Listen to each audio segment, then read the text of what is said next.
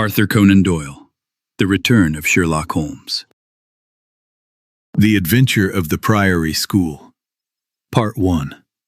We have seen some dramatic entrances and exits in our small rooms at Baker Street, but I cannot remember anything more sudden and shocking than when Thornycroft Huxtable, M.A., Ph.D., etc., first appeared. His card came a few seconds before him, and it looked too small for all his titles. Then he came in. He was very big, very proud, and very serious. He looked full of confidence and strength. But when the door closed behind him, he suddenly stumbled against the table. Then he slipped down onto the floor. That great man lay there, unconscious, on our bearskin rug. We jumped to our feet. For a few moments we stared at him in silent surprise. He looked like a heavy wreck after a sudden and terrible storm in life. Then Holmes quickly brought a cushion for his head, and I brought some brandy to his lips. His white face was full of lines of trouble. The skin under his closed eyes looked dark and heavy. His loose mouth hung sadly at the corners. His chin was unshaven. His collar and shirt were dirty from a long journey, and his hair was untidy on his well-shaped head. He was a man who had suffered greatly. "What is it, Watson?" asked Holmes. "Complete exhaustion.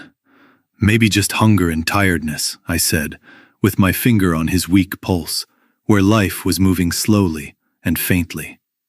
"Return ticket from Mackleton, in the north of England," said Holmes, as he took it from the man's watch pocket.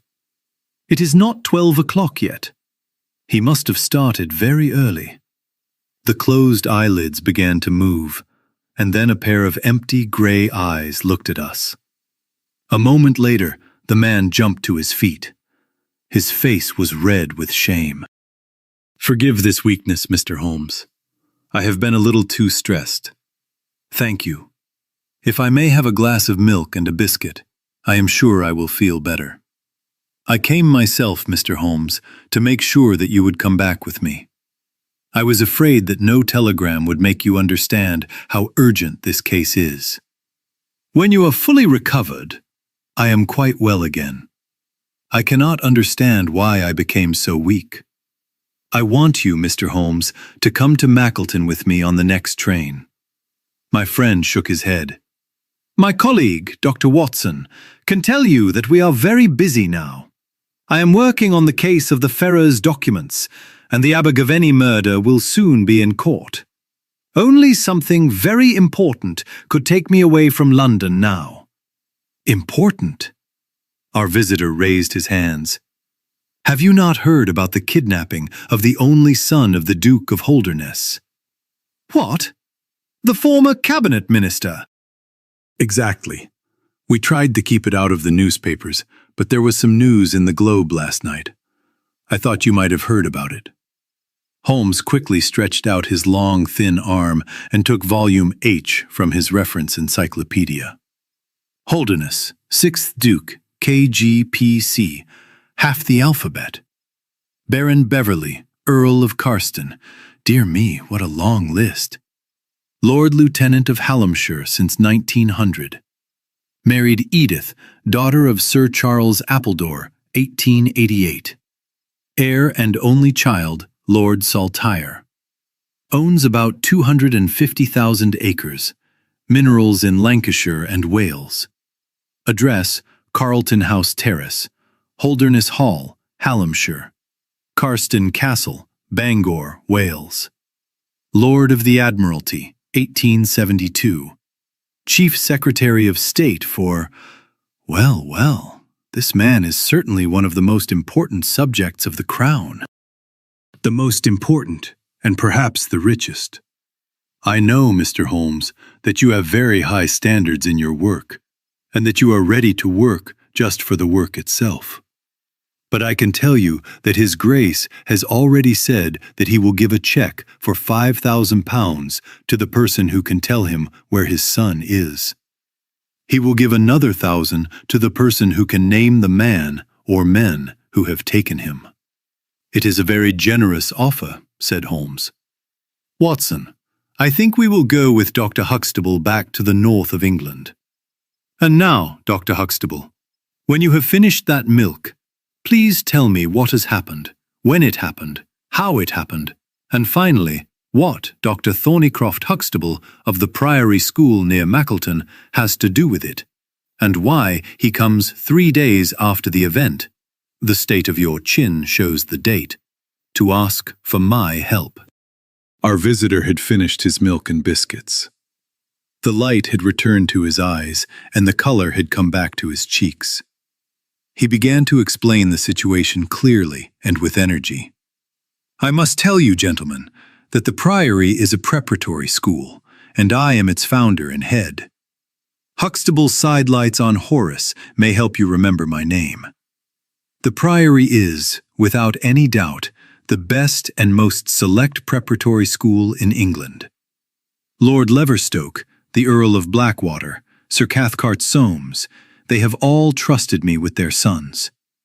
But I felt that my school had reached its highest point when 3 weeks ago the Duke of Holderness sent Mr. James Wilder, his secretary, to tell me that young Lord Saltire, 10 years old, his only son and heir, would be placed in my care. I did not think that this would be the beginning of the greatest trouble of my life. On May 1st, the boy arrived. It was the start of the summer term. He was a lovely boy, and he quickly got used to our ways. I can tell you, I hope I am not saying too much, but it is silly to hide things in a case like this, that he was not completely happy at home. It is well known that the Duke's marriage was not peaceful, and it ended in a separation by agreement. The Duchess went to live in the south of France. This had happened shortly before, and the boy was known to care very much for his mother. He was sad after she left Holderness Hall, and for this reason the Duke wanted to send him to my school. After 2 weeks, the boy felt completely at home with us and seemed very happy. He was last seen on the night of May 13th. That is, last Monday night. His room was on the 2nd floor. To reach it, you had to go through a larger room where 2 boys were sleeping. These boys saw and heard nothing, so it is certain that young Saltire did not leave that way. His window was open, and there was a strong ivy plant going down to the ground. We found no footprints below, but this must be the only possible way out. His absence was discovered at 7 o'clock on Tuesday morning. His bed had been slept in. He had dressed himself before leaving, wearing his usual school clothes, a black Eton jacket and dark gray trousers. There were no signs that anyone had come into the room, and it is certain that any cries or struggle would have been heard, because Caunter, the older boy in the inner room, is a very light sleeper. When we discovered that Lord Saltire was missing, I immediately called everyone together, boys, teachers, and servants. Then we learned that Lord Saltire had not gone alone. Heidegger, the German teacher, was also missing. His room was on the 2nd floor, at the far end of the building, facing the same direction as Lord Saltire's. His bed had also been slept in, but he had probably left partly dressed, because his shirt and socks were on the floor. He had clearly climbed down the ivy, because we saw marks of his feet where he landed on the grass. His bicycle was kept in a small shed next to the lawn, and it was also gone. He had worked with me for 2 years and came with very good references. But he was a quiet and unfriendly man, and he was not very popular with either teachers or boys. No trace of the 2 men could be found, and now, on Thursday morning, we know no more than we did on Tuesday. Of course, we immediately asked at Holderness Hall. It is only a few miles away, and we thought that he might have gone back to his father because he suddenly missed home. But there was no news of him there. The Duke is very worried, and as for me, you have seen how weak I have become from the worry and responsibility. Mr. Holmes, if you ever use all your skill, I beg you to do it now, because you have never had a case more important than this. Sherlock Holmes listened very carefully to the unhappy schoolmaster. His tight eyebrows and the deep line between them showed that he needed no encouragement to focus on a problem like this. It was exactly the kind of difficult and unusual case he enjoyed. He then took out his notebook and wrote down a few notes. "You have made a serious mistake by not coming to me sooner," he said severely. "You have given me a very difficult start to my investigation. For example, it is hard to believe that this ivy and this lawn would show nothing to a trained observer. It is not my fault, Mr. Holmes. His Grace strongly wanted to avoid any public scandal. He was afraid that his family problems would become known to everyone. He strongly dislikes anything like that." "But there has been some official investigation?" "Yes, sir, and it has been very disappointing. We first found what seemed to be a clue, because a boy and a young man were seen leaving a nearby station on an early train. Only last night, we heard that they had been found in Liverpool, but they have nothing to do with this case. Then, in my despair and disappointment, after a sleepless night, I came straight to you by the early train. I suppose the local investigation stopped while this false clue was followed. It was completely stopped. So, 3 days have been lost. This case has been handled very badly. I feel that, and I admit it. And yet, the problem should be possible to solve in the end. I will be happy to look into it. Have you found any connection between the missing boy and this German teacher?" "None at all." "Was he in the teacher's class?" "No. As far as I know, he never spoke to him." "That is very strange. Did the boy have a bicycle?" "No." "Was any other bicycle missing?" "No." "Are you sure?" "Completely." "Well, you do not really think that this German rode away on a bicycle in the middle of the night carrying the boy in his arms?" "Certainly not." "Then what is your idea?" "The bicycle may have been a trick. It may have been hidden somewhere, and they went away on foot." "Yes, but that seems like a very strange trick, does it not?" "Were there other bicycles in the shed?" "Several." "If he wanted people to think they had gone away on bicycles, would he not have hidden 2 of them?" "I suppose he would." "Of course he would. So that idea does not work. But this detail is a very good place to start the investigation. After all, a bicycle is not easy to hide or destroy. One more question. Did anyone come to see the boy on the day before he disappeared?" "No." "Did he receive any letters?" "Yes, 1 letter." "From whom?" "From his father." "Do you open the boy's letters?" "No." "How do you know it was from his father?" "There was a family coat of arms on the envelope, and it was written in the Duke's special, stiff handwriting. Also, the Duke remembers writing it." "When did he receive a letter before that?" "Not for several days." "Did he ever receive one from France?" "No, never." You understand why I ask these questions. Either the boy was taken by force, or he went away by himself. In the second case, you would expect that someone influenced him from outside, because a boy so young would not do such a thing alone. If he had no visitors, then this influence must have come through letters. That is why I am trying to find out who wrote to him. I am afraid I cannot help you much. As far as I know, the only person who wrote to him was his father. Who wrote to him on the very day he disappeared? Were the father and son close? His Grace is not very close with anyone. He is very busy with important public matters, and he does not show normal emotions easily. But he was always kind to the boy in his own way. But the boy cared more for his mother? Yes. Did he say that? No. The Duke, then? Good heavens, no. Then how do you know? I have had some private talks with Mr. James Wilder, the Duke's secretary. He told me about Lord Saltire's feelings. I see. By the way, that last letter from the Duke, was it found in the boy's room after he disappeared? No, he took it with him. I think, Mr. Holmes, it is time for us to leave for Euston. I will call a cab. In 15 minutes we will be ready.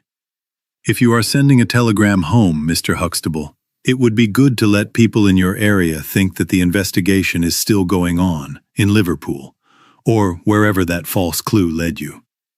Meanwhile, I will do some quiet work near your school, and perhaps the trail is not too cold.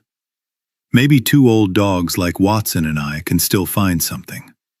That evening we arrived in the cold, fresh air of the Peak District, where Dr. Huxtable's famous school is located. It was already dark when we got there. A card was lying on the hall table, and the butler quietly said something to his master. He then turned to us, clearly worried. "The Duke is here," he said. "The Duke and Mr. Wilder are in the study. Come, gentlemen, and I will introduce you." I knew the pictures of the famous statesman, but the real man looked very different. He was tall and impressive, dressed very carefully, with a thin face and a long, strongly curved nose. His skin was very pale, which looked even more striking next to his long, bright red beard. The beard fell over his white waistcoat, and his watch chain shone through it. This was the impressive man who stood on Dr. Huxtable's hearthrug, looking at us without expression. Next to him stood a very young man, who I understood was Wilder, the private secretary. He was small, nervous, and quick, with light blue, intelligent eyes and an active face. He was the one who spoke first, in a clear and firm voice. "I came this morning, Dr. Huxtable, but I was too late to stop you from going to London. I learned that you wanted to ask Mr. Sherlock Holmes to take charge of this case. His Grace is surprised, Dr. Huxtable, that you took this step without speaking to him first. When I learned that the police had failed, His Grace is not at all sure that the police have failed. But surely, Mr. Wilder, you know very well, Dr. Huxtable, that His Grace is very anxious to avoid any public scandal. He prefers to tell as few people as possible." "This can be easily solved," said the unhappy doctor. "Mr. Sherlock Holmes can return to London on the morning train." "Not really, doctor, not really," said Holmes in a calm and polite voice. "The air here in the north is fresh and pleasant, so I plan to stay a few days on your moors and keep myself busy as best I can. Whether I stay in your house or at the village inn is, of course, your decision." I could see that the poor doctor did not know what to decide. He was saved by the deep, strong voice of the red-bearded Duke, which sounded loudly like a bell. "I agree with Mr. Wilder, Dr. Huxtable, that you should have spoken to me first. But since Mr. Holmes already knows about the case, it would be foolish not to use his help. Instead of going to the inn, Mr. Holmes, I would be pleased if you stayed with me at Holderness Hall." "Thank you, Your Grace. For my investigation, I think it is better for me to stay here, where the mystery happened." "As you wish, Mr. Holmes. Any information that Mr. Wilder or I can give you is, of course, available." "I will probably need to visit you at the Hall," said Holmes. "For now, I would like to ask if you have any idea about the strange disappearance of your son." "No, sir, I do not." "Please excuse me for asking something painful, but I must. Do you think the Duchess had anything to do with this?" The great minister hesitated. "I do not think so," he said at last. "The other clear idea is that the child was kidnapped for money. Have you received any request for money?" "No, sir." "One more question, Your Grace. I understand that you wrote to your son on the day of this event." "No, I wrote the day before." "Exactly, but he received it on that day." "Yes. Was there anything in your letter that might have upset him or made him do this?" "No, sir, certainly not." Did you post the letter yourself? The nobleman did not answer at once, because his secretary spoke quickly. His Grace does not usually post letters himself, he said. This letter was placed with others on the study table, and I put them in the post bag. Are you sure this letter was among them? Yes, I saw it. How many letters did your Grace write that day? 20 or 30. I have many letters to write, but this does not seem very important. Not completely, said Holmes. For my part, the Duke continued, I have told the police to look in the south of France. I have already said that I do not believe the Duchess would support such a terrible action, but the boy had very wrong ideas, and it is possible that he ran away to her, helped by this German man. I think, Dr. Huxtable, that we will now return to the hall. I could see that Holmes wanted to ask more questions, but the Duke's sudden manner showed that the meeting was over. It was clear that, because of his very aristocratic nature, he strongly disliked talking about his private family matters with a stranger. He also feared that every new question would reveal more of his hidden family history. When the Duke and his secretary had left, my friend immediately began the investigation with great energy.